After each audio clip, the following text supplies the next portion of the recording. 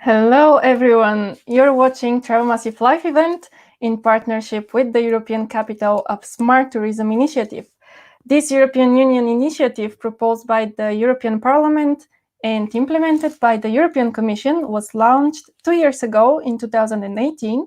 It recognizes outstanding achievements in smart tourism by different European cities. In today's event, we are going to hear from representatives of the cities of Gothenburg in Sweden and Malaga in Spain. These two cities won the 2020 European Capital of Smart Tourism title. Both of them won for their overall commitment to smart tourism, playing a big role model for others, and for their achievements across all 4 competition categories. These are accessibility, sustainability, digitalization, and cultural heritage and creativity. You can also learn more about the initiative at smarttourismcapital.eu. You can see this on your screens right now. Today's topic is how smart tourism can support the recovery from the COVID-19 pandemic, and we are going to hear from representatives of the two cities, Gothenburg and Malaga. Our guest speakers today are KATARINA THORSTENSSON, Smart Tourism and Sustainability Strategist at Göteborg & Co., and MARC SANDERSON, Director of International Economic Development at the city of Malaga. If you're watching us live on Facebook or on Travel Massive, feel free to let us know any questions you may have. We are going to address them at the end of this event. And just a very brief description of the agenda today. We are going to hear about the crisis in a Swedish context, and also we are going to learn about different initiatives and best practices from Gothenburg that are supporting the visiting industry.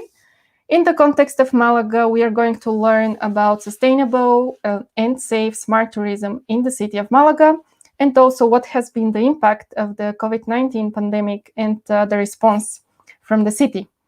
Okay, I can already see a lot of people joining from all over the world. We have people from Glasgow, India, Texas, Brussels, Finland. So this is a very, very big group of people. Thank you for watching today. This event is also recorded, so you're going to be able to have the replay available to you afterwards on the same link that you're watching right now. Let me introduce the first speaker. This is KATARINA THORSTENSSON. Welcome. Hello. KATARINA is, as I said, Smart Tourism and Sustainability Strategist at Göteborg & Co. She has many years of experience in leading and developing the sustainability work within the tourism industry in Gothenburg, Sweden. And as a result, Gothenburg has been named World Leader by Global Destination Sustainability Index for 2016-2019. KATARINA was also leading the city's application for the European Capital Smart Tourism in 2020. So this is very brief introduction to you. Whenever you feel ready, you can just tell us a little bit more about Gothenburg and how smart tourism can help the recovery. Thank you very much, Maria. Lovely to be here and to connect with the rest of the world. So looking forward also to the discussion after Mark's and mine presentation. So I will try to share my screen to start the presentation. Okay, you see me now? Yes. You see my screen. Thank you. So my name is KATARINA and I work for the city DMO, Gothenburg & Co. And our mission is to get more people to discover and choose Gothenburg. And we do that by leading and promoting the development of Gothenburg as a sustainable destination so that everyone that works here and lives here also benefits from our industry. And our superpower is really collaboration, and that has helped us so much through the years. And as you will see, it still is something that we cherish really, really much. So I guess not all of you have visited Gothenburg, so I'll start out with a brief introduction to the city. The city is the second city of Gothenburg, and we're situated on the west coast of Sweden by the water. In the metropolitan area, we have a little over 1 million residents. And our city is green in many senses, with pocket parks, parks and botanical gardens and nature reserves just around every corner. And also we have the Archipelago, a tram ride away. So nature is really present in our city as well. But when it comes to more of man-made attractions, we have one of Sweden's largest attractions in the amusement park Liseberg. And also we are a music city, so we host several large concerts every year, both indoor and outdoors. And also we are a city of sustainable meetings and events. We have a wide portfolio of annual hallmark events, from sporting events, cultural events, and music events, of course. And as Maria introduced us and why we're here, we were awarded the European Capital of Smart Tourism in 2020, and also has worked really hard on sustainability issues for the last decade or so. And we use actually benchmarks and awards to develop our destination and ourselves, and to widen our network and learn and share all over the world. So in the application process of the European Capital of Smart Tourism, we found some weak spots, but also opportunities that we were supposed to work on this year, 2020, and forward. And also seeing this award as a catalyst on our long-term journey towards 2030. But then again, as you know, this struck. And in Gothenburg, I remember clearly Friday the 13th of March, which was when we saw a clear drop for our industry. And as you might be familiar with, the Swedish authorities chose quite a different strategy than from the rest of the world, with no total lockdown. Some recommendations and restrictions, of course. Social distancing has been a word that we've heard over and over again, and stay home if you're not feeling well, wash your hands. I guess it's the same all over the world. Stick to remote work, avoid public transport. And we don't have, as for today, no general requirement on masks. When it comes to restrictions that are connected with our industry, we have a couple of ones that really has had an effect on the Gothenburg tourism industry, and also the Swedish, of course. But it is not allowed to have public gatherings more than 50 people. The amusement parks are not allowed to be open.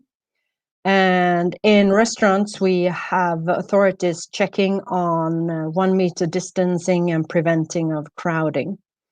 When it comes to domestic travel, in June, the authorities opened up for travel within the borders of Sweden, and international travel was restricted in non-necessary travel, and also other countries' restrictions. So early on, we saw that these recommendations and restrictions would strike really hard on our industry. So being a DMO, we looked at what we could do, and identified 3 main strategies for the work forward. And that was to be closer than ever to the industry, to listen to needs and helping them with whatever we could. We also saw the need for knowledge and looking around the world, what is going on. So we increased and put more resources into business intelligence and building a knowledge hub for our industry, and also for authorities, of course, to get statistics and facts on how the business is doing. A third strategy was the collaboration on a national and international level to exactly collaborate and to help out and see where the trends were going. Natural actions on these strategies were that we had to adapt our communications, since the foreign market was not actually interesting in the acute phases. So communication plans had to be adapted. Also, the dialogue with authorities. We as a DMO functioned as a spokesperson for the industry, but also opening doors to help industry with different help with opening up the public spaces for outdoor seatings and so on and so forth. And also very natural, the digital development, which I will get into a bit deeper soon. When it comes to communications, it became very clear that the locals were important for our suppliers. So one of our first communication campaign in the absolute acute phase was to sort of get the attention from the locals to support our industry, to buy takeaway or whatever they could do. And then in the second phase, just before summer, when domestic travel wasn't really, it was a 2-hour area that we were allowed to travel. We focused on the local and regional staycation market. And that was also fairly new for us to really focus on locals and the regional market. And then just before summer, authorities opened up for traveling within the country. So we, together with 23 other destinations, put up a campaign for national staycation. And actually, it's an interesting case because the core of it was to really get people out of their homes and experience the offers from our industry. So it was not a question of competition, since everyone also knew that they had their uniqueness and cultural heritage and creativity to show and to share. So it's an interesting campaign, I think, when 23 destinations get together and make things happen. On the business intelligence side, we intensified with facts and figures on a weekly basis, showing the tendencies and trends, helping both our stakeholders and industry partners, as well as authorities, to see where we're heading with our industry. And this is something that we will keep on working on, and we see the need for more knowledge on our industry, both in an international perspective, but also on a local and regional national perspective, of course. And the digital development has really increased from our industry being fairly immature, I dare say. And we can see the need for both getting and gathering more data for better decision making, both for authorities, but also for our industry stakeholders. So right now we are developing a destination data platform that will help ourselves and our industry to enhance their businesses and also to be able to prognosticate decision making and so on. And also the digital development when it comes to meetings and events and concerts. I think we've just started to see the development in this area. And this was actually something that we saw as one of our weak spots and also opportunities, since we have a brilliant IT infrastructure in West Sweden that we could really use, but an immature industry on these subjects. So the summer 2020, we can see that the rural tourism did best with nature and hiking and small scale experiences. They did best, and some of them did their best summer ever. And the restrictions struck really hard on Gothenburg, being a music city, event city, and with the amusement park. We did fairly well. I think we did best among the major cities in Sweden, but still a heavy drop in revenue for our industry. And we think we haven't seen it all yet, as you know. And some takeaways are that this pandemic really stresses the importance and reciprocity of localism, that our industry needs the locals, but also the locals needs our industry to have an attractive city to live in and working. This has been really obvious in this pandemic. Also, the reasons to travel, that we can see that we as an urban destination have been vulnerable with having these more of mass tourism reasons to travel. And also we see the small scale and nature rising, and the transformational tourism is probably something that we will see more of. Safe and secure, it's really obvious, so I won't go into that. And then digitalization and data, that has really, really exploded. And now you expect a certain level of digitalization, but also I think we have just seen the beginning, and we will keep on exploring the possibilities of both data and digitalization as a tool in the coming future.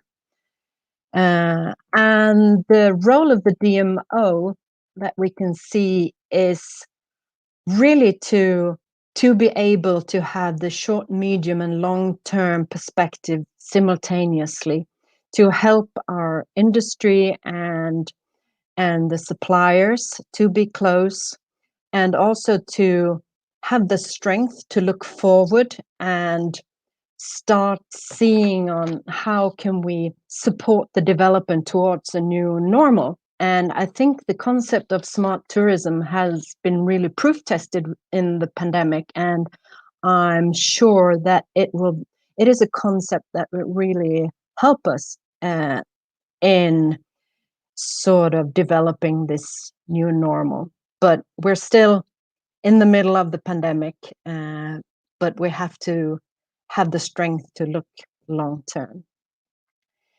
So everyone, I would love to see you in Gothenburg whenever it is possible. So thank you for listening. Looking forward to hear your questions and comments later. Thank you. Thank you, Katarina. It's as you mentioned, it's very important to see the opportunities in these challenging times and just to create the opportunities. So I'm very curious to see if anybody has any questions. Please put them in the chat box. We are also live on Facebook and YouTube. So everyone feel free to comment. We are going to address them at the end. And thank you once again, Katarina. I will bring you once again after Mark's presentation. And hello, Mark. Hello. Good afternoon. Yes, you're joining from Malaga, Spain. Is it still sunny there? It is, and still warm. That's very good to hear. I think it's already getting very cold here in Bulgaria. Let me have a very short introduction of yourself. So Mark, as I mentioned, he is the first Director of International Economic Development in Malaga.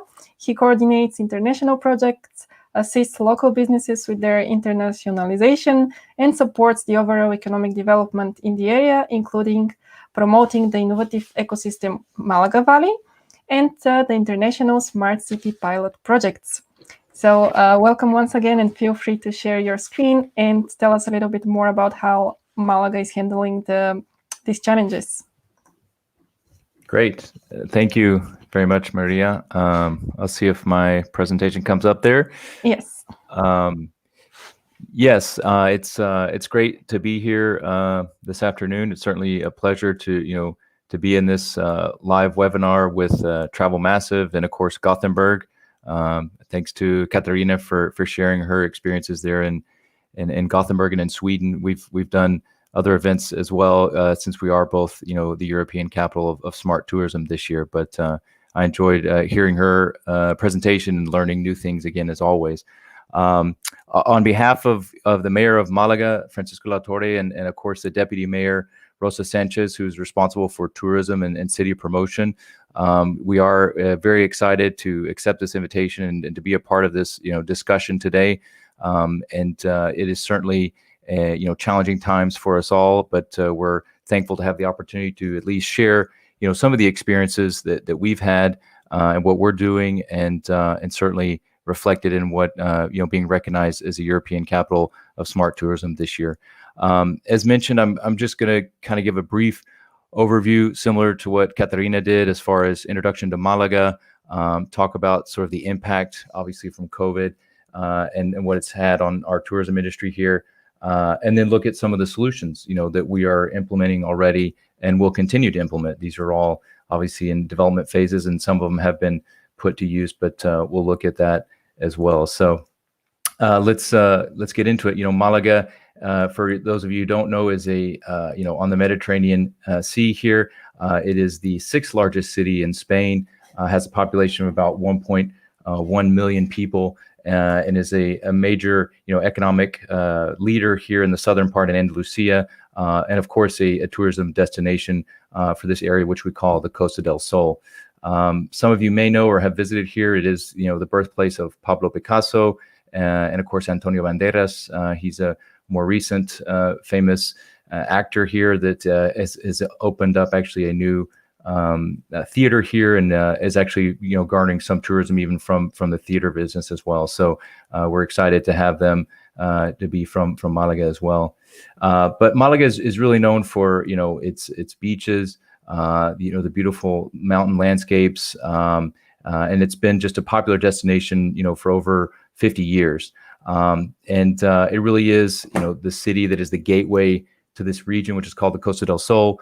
Here's some information just about when you look at traffic as far as the airport, the cruise ship terminal, and high-speed rails. So obviously these are numbers from last year, but even though it's the 6th largest city, we do have one of the more major airports in Spain, with almost 20 million passengers a year, and serving more than 135 different destinations.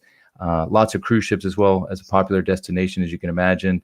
And then of course the high-speed rail, which connects us to Madrid, Barcelona, Sevilla, and other places as well. So this is really how people obviously get to Malaga. It really is the gateway to the Costa del Sol. But the city is not just the transportation hub. It also is a destination. And in the last I would say 20 years or so, is really transformed into being a city of museums. And here you can see some of the museums that are representative. Majority of these opening up again in the last 20 years or so. Obviously the Picasso Museum, the Centre Pompidou from France, a Russian art museum from St. Petersburg as well, Carmen Thyssen, etc. We now have over 38 museums in the city, and we really pride ourselves on being a cultural city with lots of museums to offer, including an automobile museum, a fashion museum, etc. So this was a change for the city as we redid lots of the downtown area, made it more pedestrian, and really made people want to choose Malaga as their destination, as an urban destination. So what happened was, of course, we saw a tremendous increase in tourism. This is a graph of what has happened over the last, again, 15 or 20 years.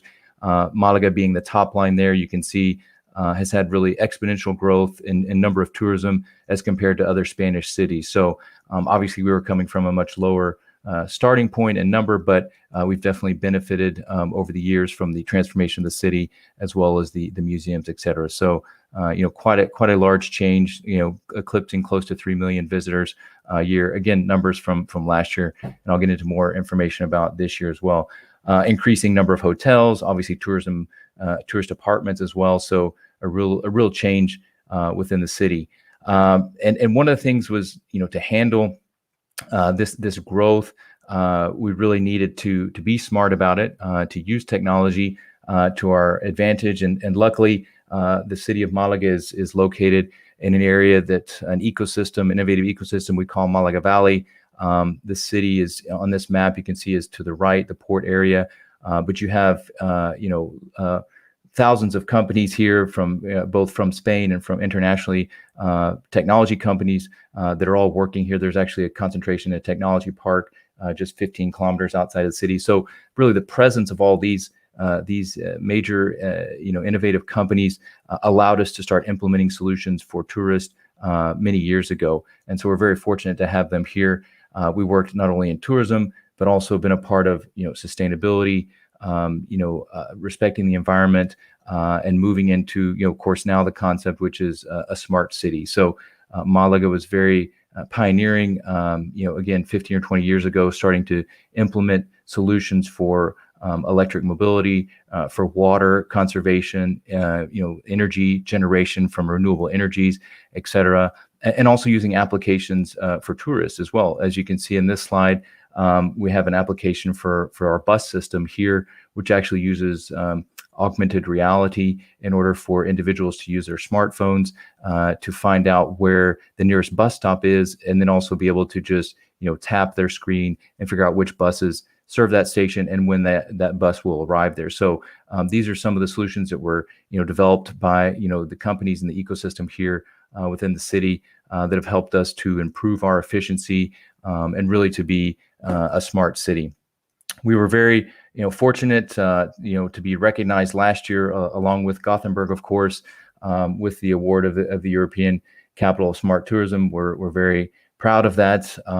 As KATARINA mentioned as well, it really helps solidify and verify sort of the strategic plan for your city, that what we're doing is correct, and that we it's not just good for tourism, but also good for the citizens as well. That was obviously one of the key components to this award, is that you have a long-term strategy and an impact that's great for the citizens and for the local businesses as well. So we were very fortunate to receive that award this year, and to be a part of the activities that are going on this year as well. As we all know, COVID arrived this past March to most countries, certainly in Europe and then around the world. Spain was one of the harder hits countries, and one of the first as well, really behind Italy. We went into a full lockdown basically from March 14th until June 21st. So a significant amount of time of really being locked down completely. So schools, hotels, museums, everything were closed down for that time. And of course, tourism was devastated. We certainly stayed in contact with the tourism sector, and were very careful to watch sort of when the reopening would take place, and having different sectorial meetings was certainly what we did initially, reaching out to the local certainly businesses. We saw certainly the multinational companies, larger hotel chains and things like that sort of had their own ideas and plans and strategies, but we definitely wanted to help the local restaurants and local hotels, museums, et cetera, tour operators here. They really needed help and guidance from us. And so the city was, very careful and quick to respond, and to have these sort of sectorial meetings to look at different solutions about how to move forward. And also for communications, of course, which was extremely important at that point, communications from the central government, as well as the regional government and the city government, to make sure that everyone was on the same page, to really coordinate sort of the reopening, which is what we did starting in June. So making sure that all the museums were on the same page, had the same protocols as we started to open up. Of course, you had to have the museums open up at the same time and restaurants open up at the same time as the hotels. You couldn't have one without the other. So we definitely wanted that to be a coordinated effort. On a larger scale, the city was looking at a bigger recovery plan, and the mayor was leading that initiative. And but certainly within the major areas of that recovery plan, one of the 6 main pillars is obviously tourism. So we're very focused on that industry, obviously, and what will take place.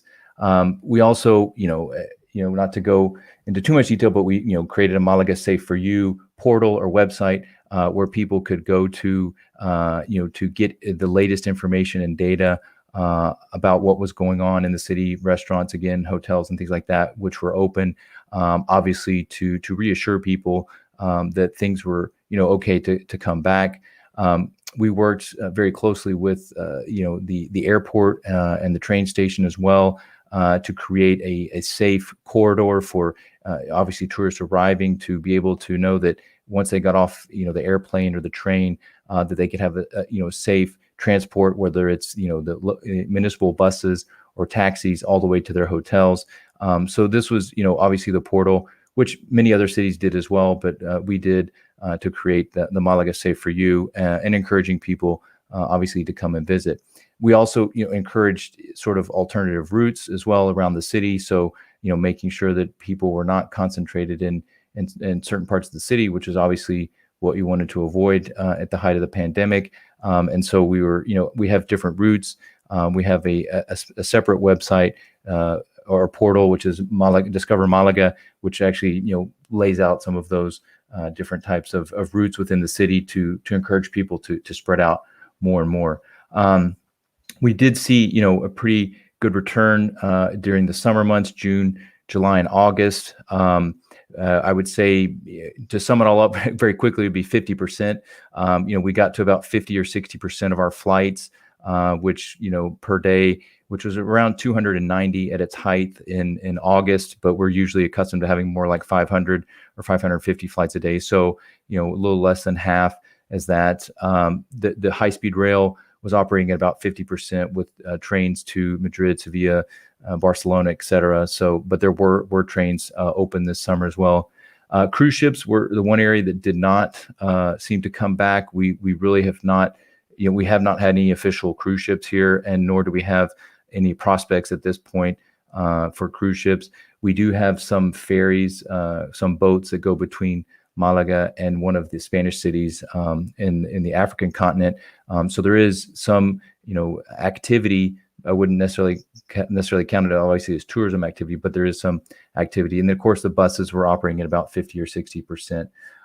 The hotels, really ramped up in July and August, and we looked up to, almost 85% of the hotels were open.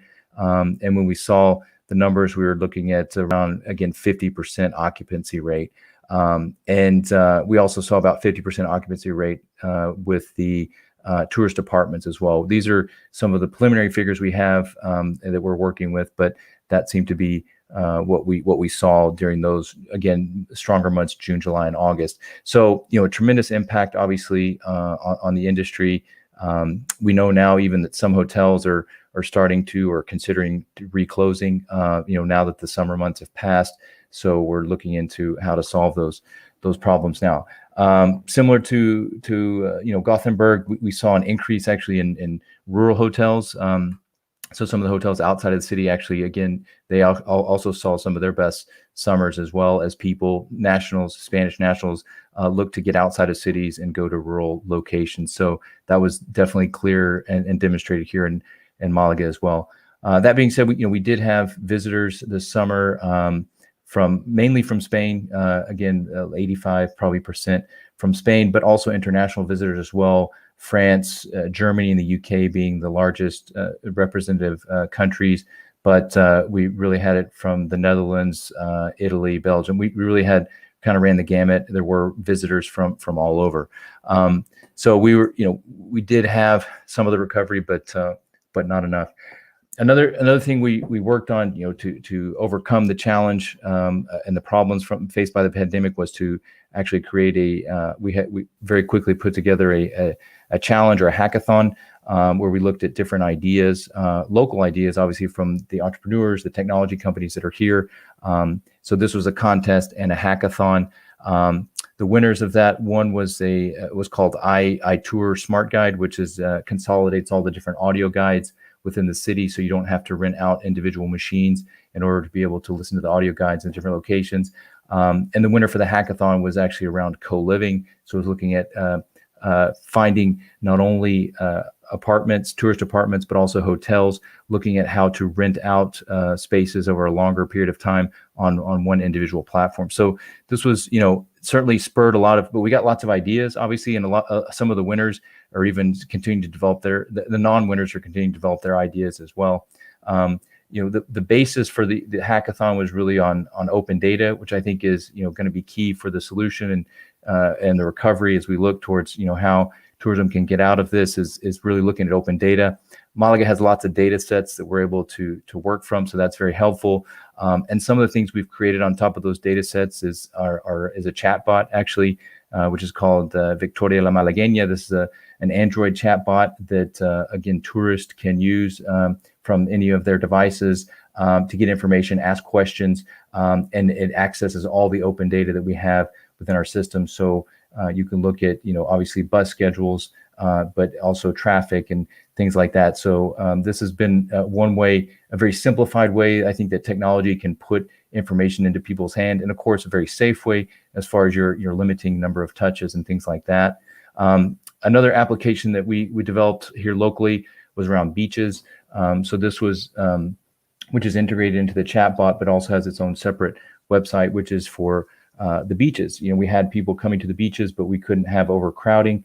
And so this has information about all the beach conditions of the 15 or so beaches we have in the city, but also looked at the overcrowdedness. So you can see on the bar here, it would tell you if it was green, if it was okay for you to go there. So individuals could consult this and find out, if it was safe for them to go to those beaches in order to maintain social and physical distancing. So this application uses data from some of not only the lifeguards, but other individuals that work for the city that were monitoring the beaches. And it also uses, data analytics in order to predict sort of how the forms will be filled at the different beaches. So this was very important as individuals, obviously wanted to flock to the beaches. And finally, I'll mention this and I'll wrap it up, is looking at sort of more international tourism. The city at the beginning of August 3rd, actually, the city went into agreement with the World Tourism Organization in order to do a pilot project for one of the solutions they're looking at, which is around, sort of a digital passport. So this is an app that is being currently developed and will hopefully be able to provide all of your passport information as well as medical information, again, on your devices, so that you can move freely about Europe and the rest of the world.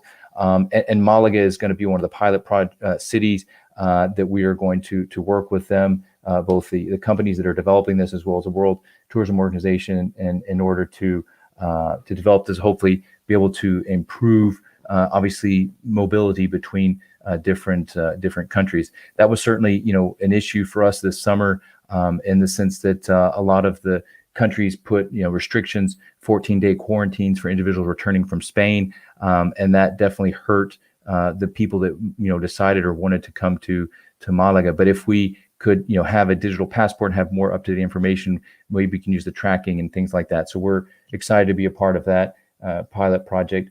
And also information sharing. This is a platform where we feel that it's the information sharing for tourism, not only in Malaga but across Andalusia, where both companies as well as cities can provide information and get benefits back for it if they put the information onto this platform that's called the NAC, the Networking Connectivity. And so again, this is a platform that we're building on right now.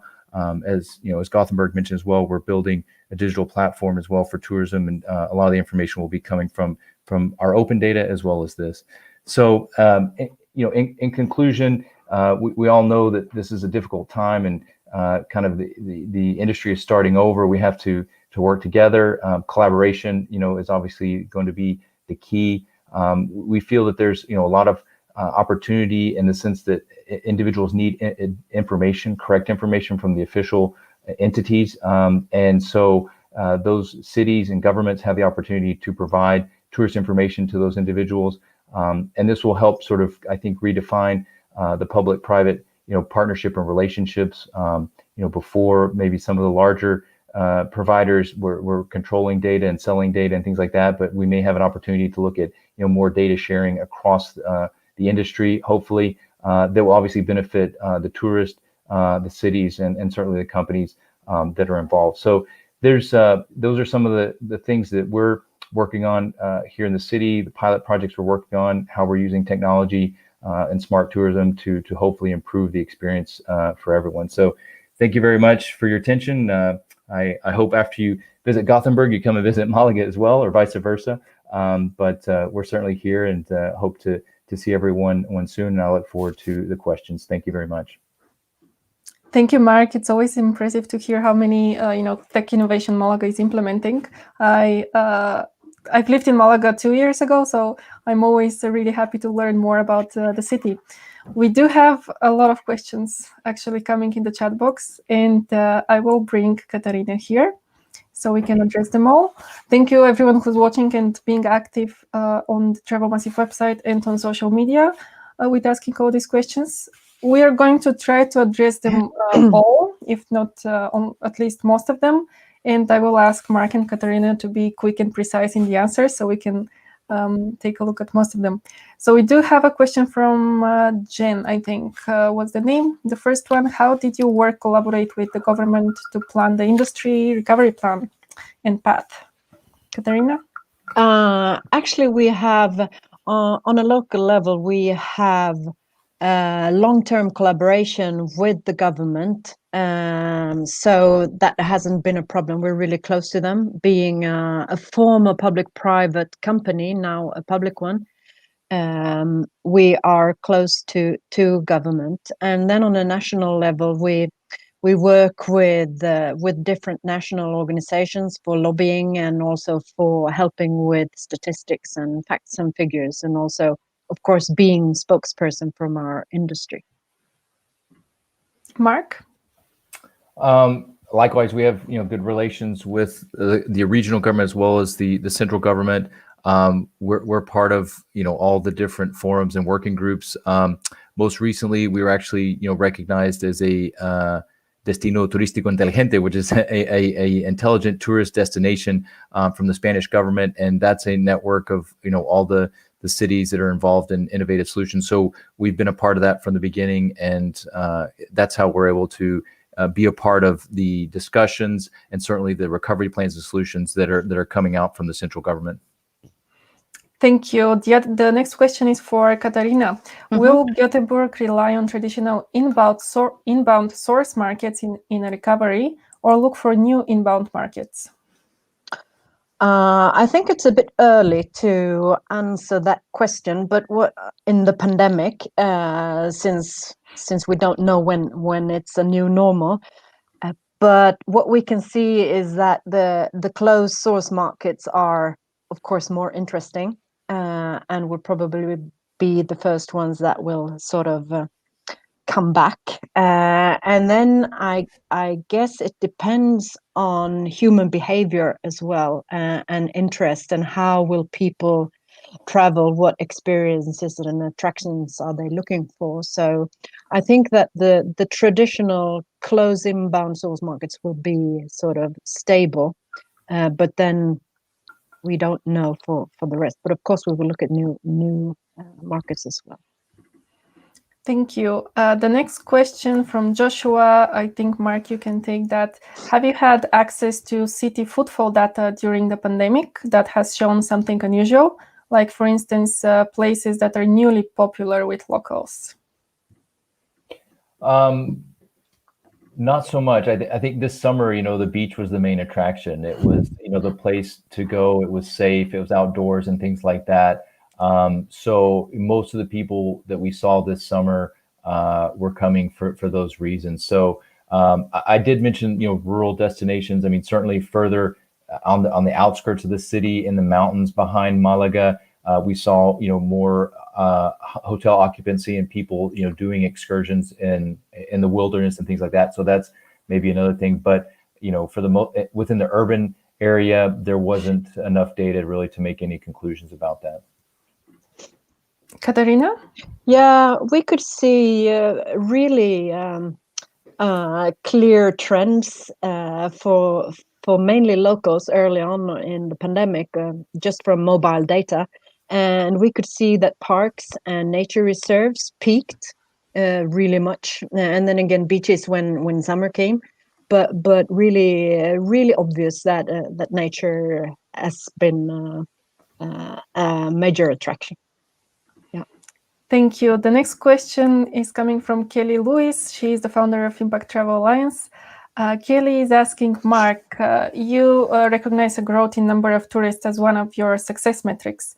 How do you measure quality versus quantity? As tourism destinations reopen, how will you measure success, especially if there are less tourists? Yeah, that's a good question. We didn't want to go too much on pure numbers, which is something that sort of happened. We've always tried to get quality, city break types of tourists within the urban area. Again, the Costa del Sol and the beaches have their attraction, but the city tries to attract, hopefully quality and cultural tourism on a different level. And certainly with the cruise ships as well, we carefully watch the different types of cruise ships that come in, and we go for luxury cruise ships if we can over sort of the massive ones. That being said, the larger ones come here as well, and certainly they're welcome. But we definitely want to try to monitor that, and certainly with the reopening, continue to go for quality types of tourism and make the experiences best for everyone. I think that's in the end the to avoid, as they say in the industry, obviously, massification and things like that, which Malaga had not gotten to yet. So we really were still, I think, for the most part, having quality tourism. Thank you. The next question is for Katarina. How do you plan to inform tourists of the rules for the new normal when they visit your cities? Are you planning to give tourists some sort of an app to give up-to-date information on both travel and health? This is really an issue that is top of mind for the time being, and especially I would say for business tourism, that we have to sort of show that we are a safe and secure destination, given the strategies from our authorities. So we use our webpage, our destination website for information, and that is how do you say, for mobile use as well, of course. So we are carefully sort of working our way forward on these issues, and we see that it is that important, really. Thank you. The next question is very interesting, I think. It's coming from Leslie Judge. Are you finding an increased desire from businesses to access visitor data and a willingness to share visitor data for, collaborative purposes? Mark? Yeah, I mean, that's what I alluded to before, is that, right now the businesses need certainly the official data as far as what's open and what's available.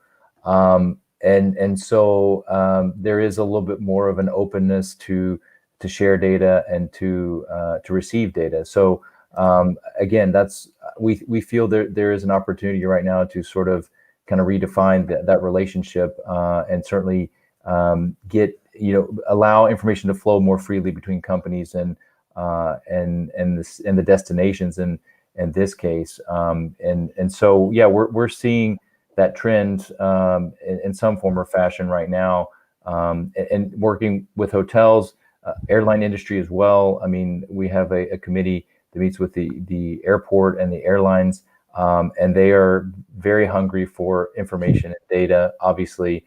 So it does, again, it puts the destinations in a different position to hopefully have a collaborative relationship with them going forward. Not that it wasn't before, but just maybe to smooth it out and certainly make the data sharing more easy. Katarina? Yeah, we can see the same thing up north.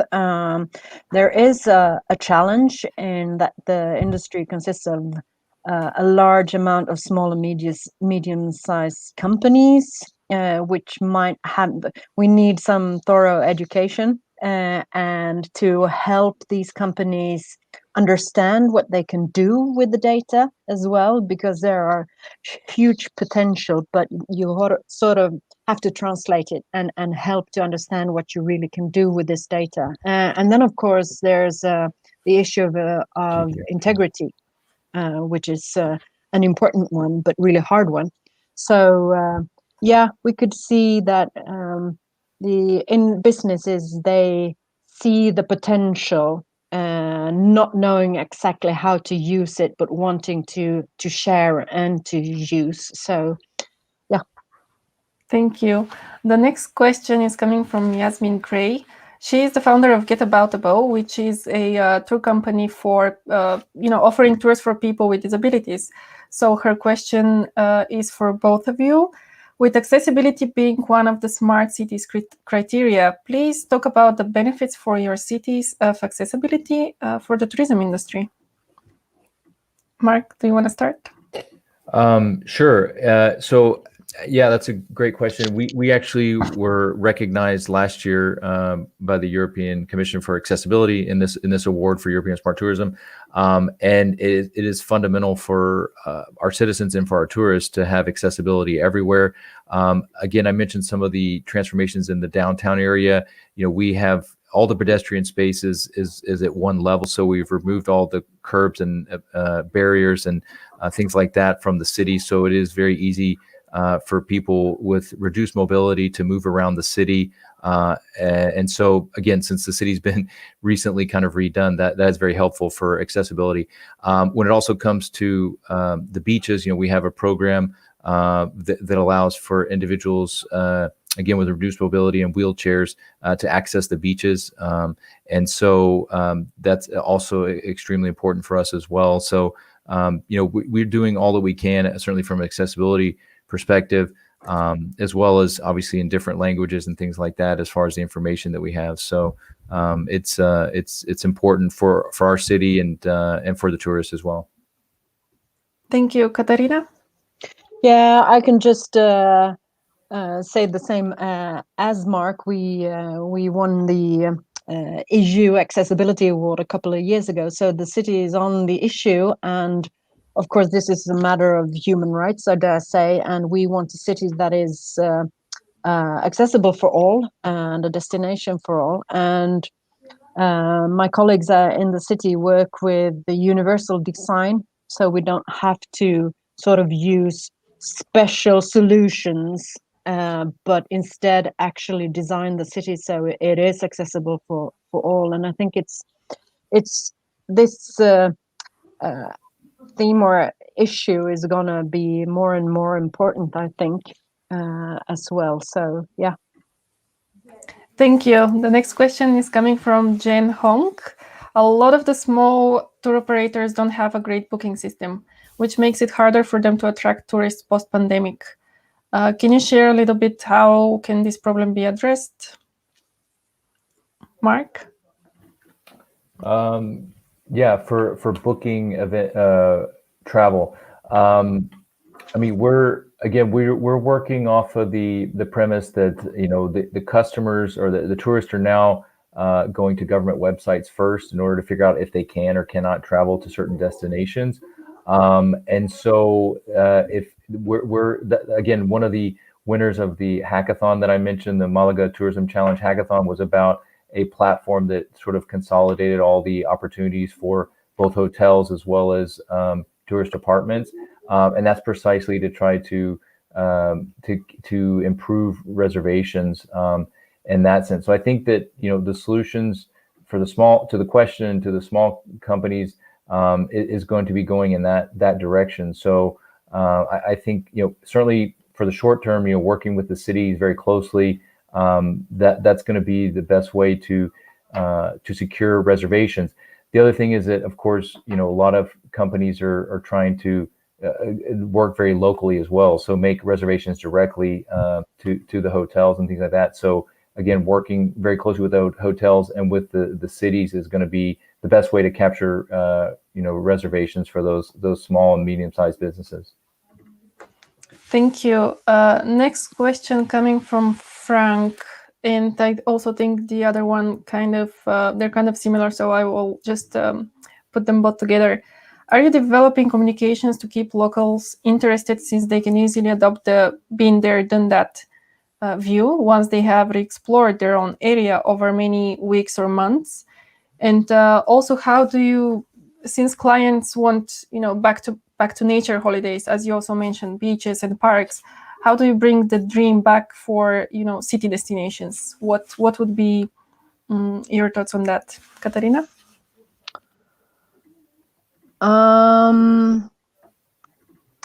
It's good questions, of course, and I think that we will keep on collaborating with other close by destinations, and also there will be new reasons to travel to be developed. So I think it will take a while before been there, done that is actually a big problem, I would say.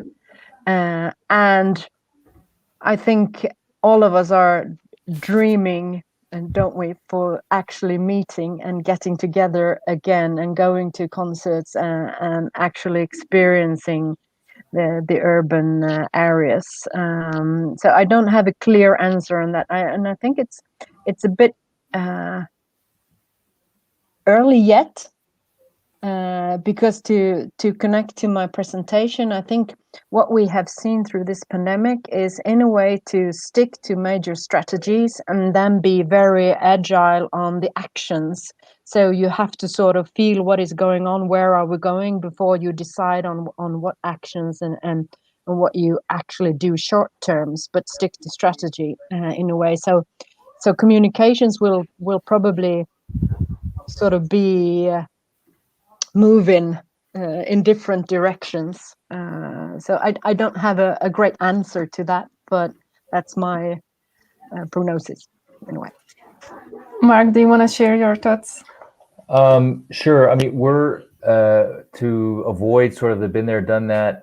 We have a digital content lab here in Malaga, which develops video games and content for movies and television, and uses virtual reality, augmented reality. So we haven't started yet, but we're looking to develop a sort of a virtual reality game, I guess similar to the Pokemon Go, which would allow people to explore the city and find out interesting facts and things like that as they move around with their devices. So that would allow you to have a dynamic sort of system that you can update and change. And so when you go to a park, you could have different things happening virtually in that park, and things like that, or in the mountains or the beaches or whatever. So that's one thing that we're exploring. I can't say that we have it developed, but we have a prototype we're looking at in order to, again, make it fun and interactive and interesting as people move around and about the city.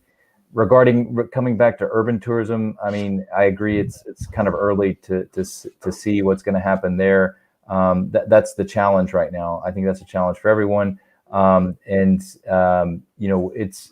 can say that people in Malaga are down in the downtown, in the central area. But what we're lacking is getting obviously the tourists and the foreigners to come here, and so that again is a higher level, which is the governments and again the interest to travel and things like that. So, and restrictions that may or may not be in place. So I mean, I think once there's people are freely moving again and traveling around, the urban places will recover as well. So there may be some need for some extra communication support there, but I think it will come back. Thank you. I think we have time for one last question. It's coming from Jan. Concerning tourism workforce currently unoccupied, any initiatives on upskilling or enhancing the ties with some projects done by companies? Katarina? Well, actually, there has been quite a lot of things done with the workforce. Some have sort of reskilled themselves into healthcare instead during the pandemic in a fast track. But also we can see that there are really many educational initiatives to develop the workforce when they're unoccupied, and they get paid for this competence, how do you say, improvement. Thank you, Mark. No, likewise. I mean, apart from possible, government programs to help those individuals that are unemployed, we're looking at retraining. We actually are in doing a program at our convention center, which is obviously not being utilized to its capacity right now. And we're going to use the convention center to actually host training programs in collaboration with the central government. So around technology courses and things like that. So we needed places to implement those courses, and the convention center has lots of space, so you can use the social distancing and things like that. So that's what we're doing to train individuals. Obviously, a lot around technology. Again, the ecosystem here, the technology companies.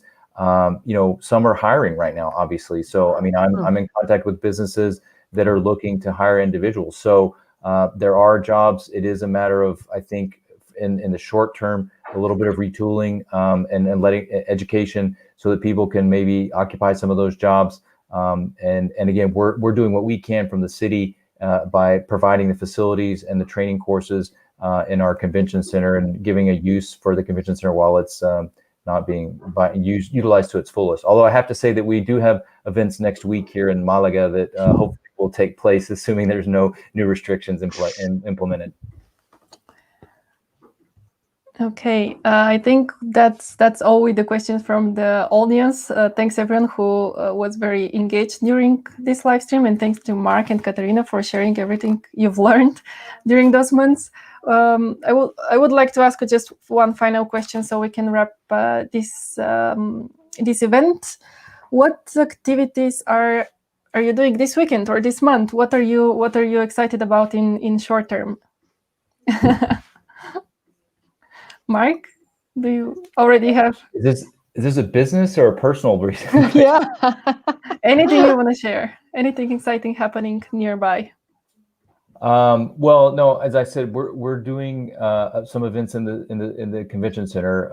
It's a European event called Smart Agri-Food. It's actually starts this weekend. It'll be a hybrid event.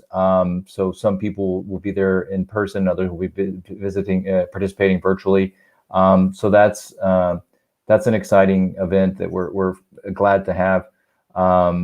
But I don't know. On a personal level, I have some obligations with my daughter, so this weekend. So that's it. That also sounds awesome. Katarina. Oh, well, the thing is that actually there are restaurants and bars that are opening in Gothenburg, new ones. So we have some, even not, we have a bustling life on a pandemic level, since we're not have a lockdown and no quarantine. So we have new restaurants and bars opening this month. So that is really, I'm happy. I'm looking forward to that. Very good. Thank you very much again for sharing, and thanks to everyone who was watching the event till the end. You can learn more information about the European Capital of Smart Tourism Initiative at smarttourismcapital.eu. And see you online once again. Bye. Thank you.